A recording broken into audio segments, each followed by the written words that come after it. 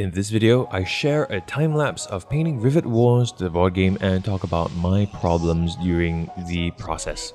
Welcome to Nerdsomnia, let's get started. So this is the second time I'm uploading this video. The first time was in 2017 and my computer crashed during the render and all my files got corrupted. Getting them back was basically a nightmare and I apologize for this crap. Anyway, I started off with the basis, the easiest part of painting this board game.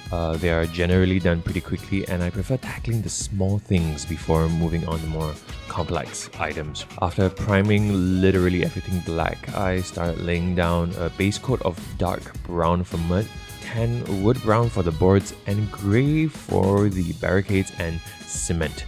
There were other details along the way like debris, metal barrels and sandbags, which I used metallic paints and a few beige colors for.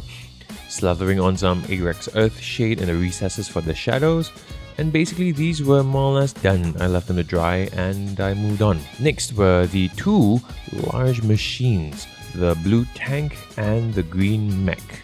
For these armies, I wanted the color scheme to be consistent. So after priming them in black, I went over every unit in a specific color according to the graphics and the manuals. This green mech was a great mini to paint. It had a lot of gears, knobs and minor details which really made the mini pop.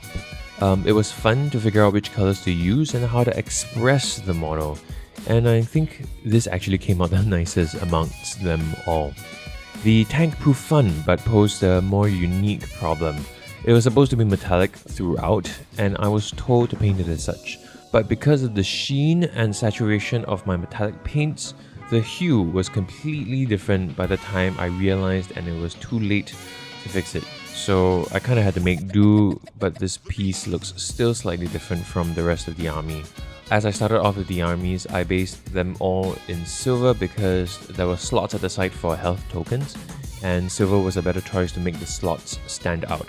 With all batch painting, colors were applied one at a time. I started with skin and faces with beige, followed by leather brown for details and bronze for the metallics. Doing an assembly line saved time and the paints that I used. Painting in batch also helped keep with color consistency, especially when you're mixing your own colors for things like this. Both armies felt different to paint, which is always fun.